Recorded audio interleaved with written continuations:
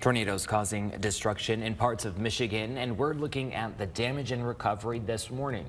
A look at that and much more coming up in just a minute. Let's go ahead and get you out the door for your Wednesday. First Alert meteorologist Matthew Mondro is here. Matthew, what can we expect for today? Sierra, Blake, we are expecting a fairly quiet Wednesday here. Just some breezy conditions pick up as we go into the afternoon. We've had a couple of isolated showers up north this morning. Rose City, West Branch actually in between a couple of showers for right now. Otherwise, though, the rest of mid-Michigan has been pretty dry and you could say fairly mild, especially warmer than yesterday morning. 53 right now in Flint. We have 54 in Bay City, 51 for Clare, also 54 into West Branch as of right now. And our wind still more or less on the lighter side out of the west. We will see that wind shifting to the north as we go into the afternoon. And that is the one thing we are first alerting you to for today. Take a look at that wind speed, 10 to 20 miles per hour, gusting to 30. It will be quite breezy as we go into the second half of this Wednesday here. Still warming up nicely, though. Upper 60s by noon, lower 70s by the afternoon. So if you are going for that walk or run today, just breezy during the afternoon, but you'll definitely want to have the sunglasses with you. And your live and time traffic sponsored by Mid-Michigan Toyota dealers this morning. Looks like we have one new report of a crash here. This is coming in right around Beecher. Let's see where the information is for this crash. This is at Bray Road on the northbound side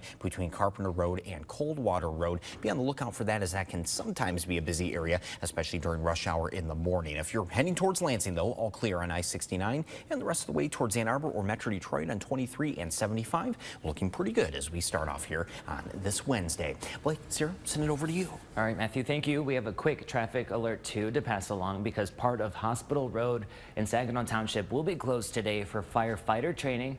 The affected area is north of Heather Ridge Boulevard to Tittabawassee Road.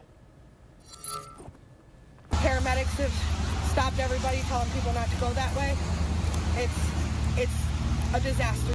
Parts of southwestern Michigan hit pretty hard by tornadoes. You can see some of that damage right here behind us, prompting the state's first tornado emergency. Yeah, thinking about everyone who was in the path of those tornadoes and are affected this morning. Governor Gretchen Whitmer also declaring states of emergency for several different counties. We don't have a clear count yet of how many tornadoes hit, but this is video from Portage in Kalamazoo County, the west side of the state.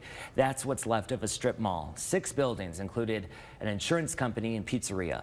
The walls and the roofs just ripped apart, trees all down. There's just debris everywhere. And look right here, this is what's left behind of more than a 300,000 square foot FedEx building. You see that the top of that building just collapsed right in. As of now, we do not know if anyone was inside those buildings at the time or if anyone has been injured. We're going to turn to First Alert meteorologist Matthew Mondro once again because we see this destruction.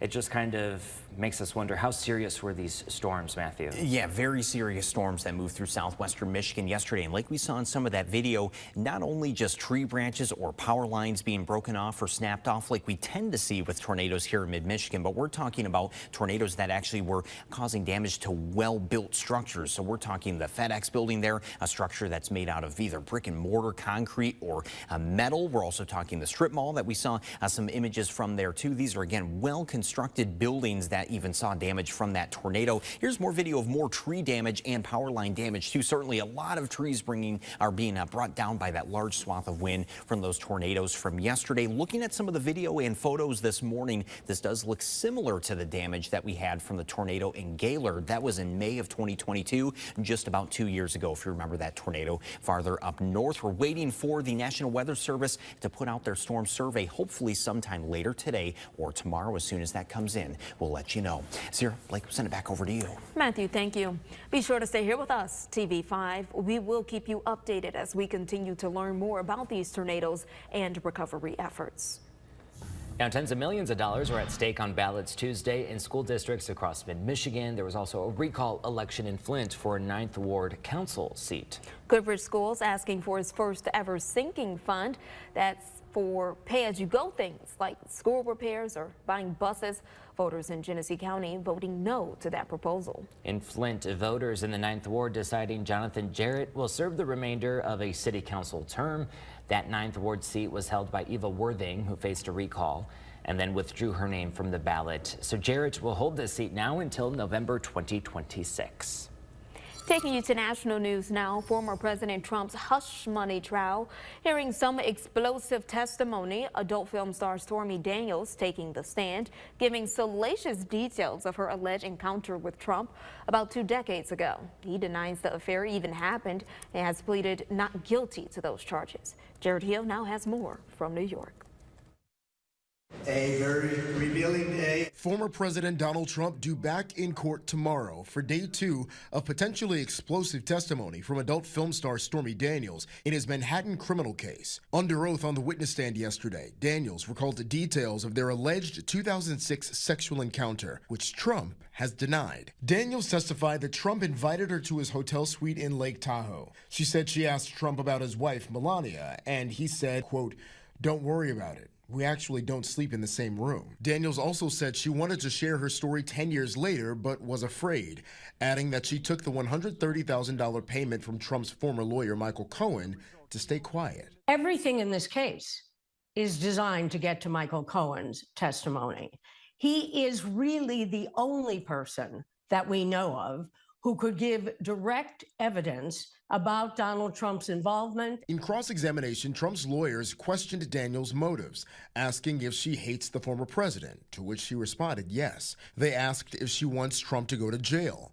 Her response, if he's found guilty, absolutely. This whole case is just a disaster. Trump seemed visibly frustrated during Daniels' testimony, which drew multiple objections from his lawyers. The defense asked for a mistrial, accusing prosecutors of trying to embarrass the former president. The judge denied the motion, but acknowledged, quote, "There were some things that are probably better left unsaid." Jared Hill, CBS News, New York. Bay City using money from pot for potholes. The city commissioners approving a resolution directing the city manager to allocate at least some of the money towards repairing neighborhood streets.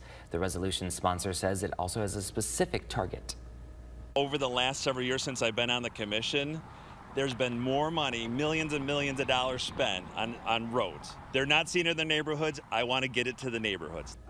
The city got $900,000 from those marijuana sales just last year. Genesee County's upcoming Recycle Day is fully booked. The May 21st event will help people recycle household hazardous waste and electronics. There will be 3 other Recycle Days over the summer. It's going to be next June on the 18th. You'll be able to register for that day on June 4th.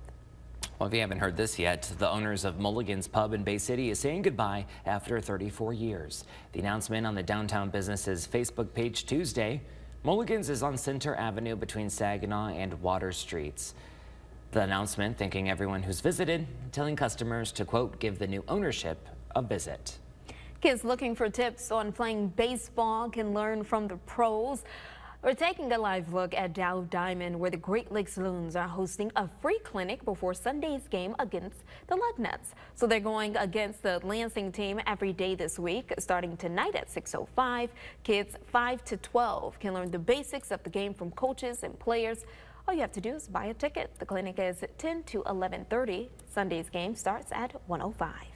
TV5 News Time this morning is soon turning 6:38.